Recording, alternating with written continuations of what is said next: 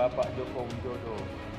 Gemukkanlah badan Anggota DPR fraksi PKS Tifatul Sembiring mendoakan Presiden Jokowi agar bertambah berat badannya. Doa ini juga dirangkai dengan doa lainnya yang dinilai bernada sindiran politik. Yang berat ini Allah. Di tengah-tengah persaingan dunia yang kadang kejam dan tanpa belas kasihan. Di tengah-tengah hutang. Presiden Joko Widodo mengucapkan terima kasih pada masyarakat yang telah mengikuti program pengampunan pajak atau tax amnesty.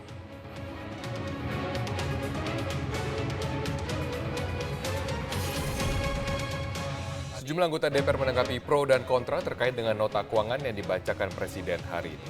Angka kemiskinan turun, indeks pembangunan manusia naik, angka-angka itu. Tetapi di masyarakat semuanya merasakan itu. Inilah Prime Time News di mana kami menyajikan Presiden Joko Widodo yang menyampaikan pidato dalam sidang tahunan MPR dan pidato nota keuangan RAPBN 2018. Ada sejumlah catatan menarik dari pidato nota keuangan RAPBN 2018, diantaranya pertumbuhan ekonomi yang terus meningkat, serta secara khusus mengucapkan terima kasih kepada para wajib pajak yang telah mengikuti program tax amnesty. Postur RAPBN 2018 dan bagaimana prospeknya, dampaknya bagi pertumbuhan ekonomi akan kami bahas dengan Wakil Menteri Keuangan Martiasmo. Dan topik bahasan ini kita juga memiliki kutipan doa Tifatul Sembiring kepada Presiden Jokowi agar berat badannya bertambah. Prime Time News memberi makna pada sebuah berita.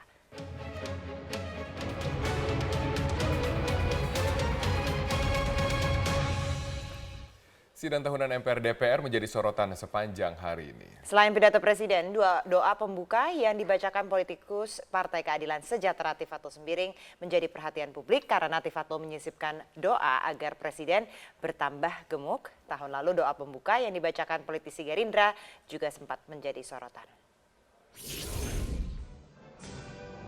Setidaknya ada 5 kalimat Tifatul Sembiring yang menjadi perhatian saat membacakan doa dalam sidang tahunan MPR DPR. Politikus PKS itu menyinggung fisik Presiden Joko Widodo dan Wakil Presiden Yusuf Kala. Menteri Komunikasi dan Informatika era Presiden Susilo Bambang Yudhoyono itu menyelipkan persoalan hutang dan krisis garam, isu penyalahgunaan kekuasaan, hingga sikap tunduk pada partai. Beri petunjuklah Presiden Republik Indonesia, Bapak Joko Widodo. Gemukkanlah badan beliau ya Allah, karena kini terlihat semakin kurus. Bantulah Presiden kami ini ya Allah, dalam menghadapi permasalahan bangsa yang berat ini ya Allah. Di tengah-tengah persaingan dunia yang kadang kejam dan tanpa belas kasihan. Di tengah-tengah hutang masih bertumpuk, garam berkurang, sementara harapan rakyat sangat tinggi untuk kemakmuran negeri. Ya Allah, bimbinglah Wakil Presiden kami Bapak Yusuf Kala. Meskipun usia beliau sudah tergolong tua, tapi semangat beliau tetap membara. Sadarkanlah kami sesadar-sadarnya bahwa jabatan ini bukanlah untuk menjadikan kami riak, mentang-mentang, genit, mati karancaan, sok paten atau sombong. Akan tetapi ini adalah tanggung jawab berat kepada Engkau dan kepada rakyat ya Allah. Ya Allah, ya Malikal Mulki, hadirkanlah pemimpin-pemimpin negeri yang solehin, pemimpin-pemimpin yang lebih takut kepada Engkau ya Allah daripada takut kepada partainya ya Allah. Pembacaan doa yang berisi kritik seolah menjadi tradisi dalam sidang tahunan MPR DPR 2 tahun belakangan. Pada sidang tahun lalu, doa berisi kritikan juga dibacakan politikus Gerindra Muhammad Syafi'i. Bung Karno sangat khawatir bangsa kami akan menjadi kuli di negeri kami sendiri. Tapi hari ini sepertinya kami kehilangan kekuatan untuk menyetop itu bisa terjadi. Lihatlah Allah, bumi kami yang kaya dikelola oleh bangsa lain. Dan kulinya adalah bangsa kami. Tindakan Tifatul pun menuai kritikan di media sosial. Tak sedikit warganet yang mengaitkan doa tersebut dengan sikap politik partainya yang berseberangan dengan koalisi Jokowi. Tim Liputan, Metro TV. Sementara itu Presiden Joko Widodo menyampaikan ucapan terima kasih kepada para wajib pajak yang telah mengikuti program ini dengan baik atau tax amnesty dengan baik. Ucapan terima kasih Presiden pada para wajib pajak disampaikan langsung pada pidato nota keuangan RAPBN di depan para anggota Dewan. Presiden menyampaikan keberhasilan tax amnesty karena berhasil diikuti 973.400 wajib pajak dengan total penerimaan uang tebusan 115,9 triliun rupiah. Selain itu berdasarkan pengungkapan harta juga mencapai keberhasilan luar biasa. Ucapkan terima kasih atas kesadaran masyarakat mengikuti program tax amnesty yang mencerminkan rasa keadilan bagi seluruh rakyat. Presiden Joko Widodo menyatakan berdasarkan pengungkapan harta, program tax amnesty Indonesia merupakan yang tertinggi di dunia hingga mencapai 4.884,2 triliun rupiah. Harta program tax amnesty Indonesia menjadi salah satu yang tertinggi di dunia dengan hasil capaian sebesar 4.884,2 triliun rupiah. Yang terdiri dari deklarasi harta dalam negeri sebesar 3.700,8 triliun rupiah, deklarasi harta luar negeri sebesar 1.036,7 triliun rupiah, dan harta repatriasi aset sebesar 146,7 triliun rupiah. Sementara itu sejumlah kalangan menilai asumsi makro rancangan anggaran belanja dan pendapatan negara di tahun 2018 yang telah disampaikan oleh pemerintah sangat optimistis di tengah kondisi perekonomian global yang sedang tidak menentu. Namun pemerintah perlu berhati-hati mengenjot penerimaan pajak agar tidak menimbulkan dampak negatif terhadap perekonomian. Sejumlah strategi disiapkan pemerintah untuk menghadapi kondisi perekonomian nasional tahun 2018 yang tinggal 4 bulan lagi. Pemerintah menyadari belum semua target pembangunan berhasil tercapai, seperti ketimpangan ekonomi dan angka kemiskinan yang dinilai masih tinggi, serta percepatan pembangunan infrastruktur. Kepala Badan Pusat Statistik Suharyanto mengatakan, asumsi makro rancangan anggaran belanja dan pendapatan negara 2018 semakin menguatkan tekad pemerintah menekan ketimpangan ekonomi dan menuntaskan pembangunan infrastruktur. Saya pikir pemerintah sudah komit bahwa sebagian besar dana akan tetap tertuju untuk pengentasan kemiskinan dan ketimpangan, karena itu memang merupakan sesuatu yang sangat penting. Jadi sebagian dana tetap akan ke sana, dan kalau kita lihat APBNP sekarang ini juga dilakukan berbagai efisiensi terhadap belanja barang yang saya setuju ya. Jadi infrastruktur masih penting dan berbagai dana untuk 40% lapisan ke bawah. Sementara itu, pengamat ekonomi Afiliani meminta pemerintah untuk menjaga defisit anggaran dengan meningkatkan pendapatan melalui optimalisasi setoran pajak dan menekan pengeluaran dengan efisiensi. Namun, target pertumbuhan ekonomi 5,4% pada RAPBN tahun 2018 terlalu optimis, mengingat kondisi keuangan global belum sepenuhnya pulih. Mungkin pertumbuhannya kita terlalu optimis ya. Kalau saya melihat tahun depan itu pertumbuhan 5,2, 5,3 aja udah bagus, karena 2018 itu masih tahun yang berat dari situasi global, dan itu nggak mungkin kita bisa langsung membaik ya. Apalagi kalau kita lihat Amerika akan membuat kebijakan yang membatasi impor ya, kemudian dia APBN-nya mau ekspansif, berarti akan mencari sumber dana, berarti belum tentu dana yang biasanya masuk Indonesia ini masuk lagi, mungkin sebagian akan masuk ke pulang kampung lah ibaratnya gitu. Jadi menurut saya sih 2018 tuh tahun yang masih agak berat. Presiden Joko Widodo telah mengumumkan asumsi makro RAPBN 2018 saat berpidato di depan sidang paripurna DPR. Pertumbuhan ekonomi ditargetkan 5,4%, inflasi 3,5%, dan nilai tukar rupiah 13.500 per dolar Amerika. Lifting minyak bumi 800.000 barel per hari, sedangkan lifting gas bumi 1.200 barel setara minyak per hari. Tim Liputan, Metro TV. Presiden Joko Widodo telah menyampaikan nota keuangan RAPBN 2018. Salah satu yang mendapatkan sorotan adalah penerimaan dari sektor pajak yang meningkat mencapai 1.609,38 triliun rupiah. Berikut kita ikuti paparan postur RAPBN 2018 bersama rekan kami Ani Rahmi. Ya pemirsa, nota keuangan rancangan anggaran pendapatan dan belanja negara 2018 sudah disampaikan oleh Presiden Joko Widodo sore tadi, sementara Wakil Presiden Yusuf Kala menyebutkan bahwa RAPBN 2018 berfokus pada 4 hal. Yang pertama adalah pembangunan sumber daya manusia, lalu fasilitas kesehatan, pendidikan, dan juga ekonomi kerakyatan. Artinya ini masih senada dengan APBN sebelumnya. Tapi bagaimana implementasinya dalam alokasi anggaran? Kita lihat politik anggaran dalam RAPBN 2018. 2018.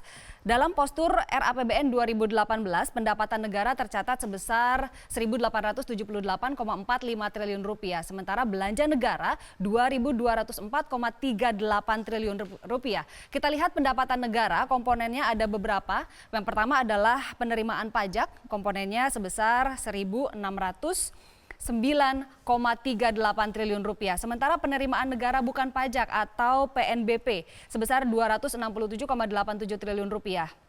Hibah 1,19 triliun rupiah.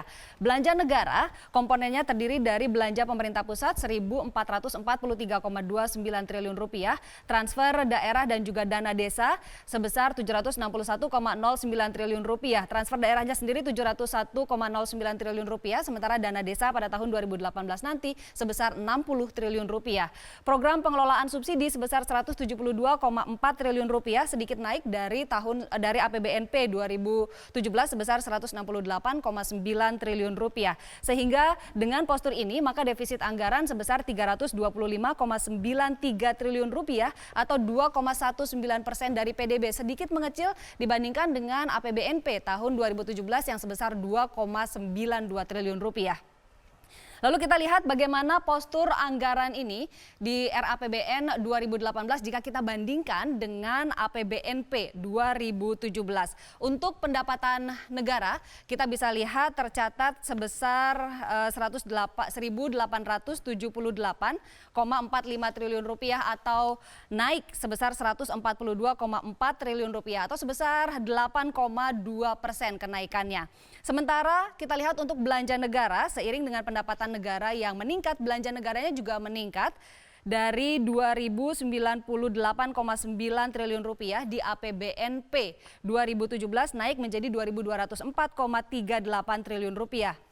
Atau ada kenaikan sebesar 105,48 triliun rupiah atau naik sebesar 5%. Belanja negara ini naiknya lebih sedikit dibandingkan dengan pendapatan negara. Ini sudah menjadi salah satu ciri di mana anggaran pendapatan dan negara belanja kita nantinya akan semakin membaik. Lalu berikutnya kita lihat untuk penerimaan pajak juga meningkat di RAPBN 2018 menjadi 1.609,38 triliun rupiah. Dibandingkan dengan APBNP 2017 yaitu sebesar 1.472,7 triliun rupiah.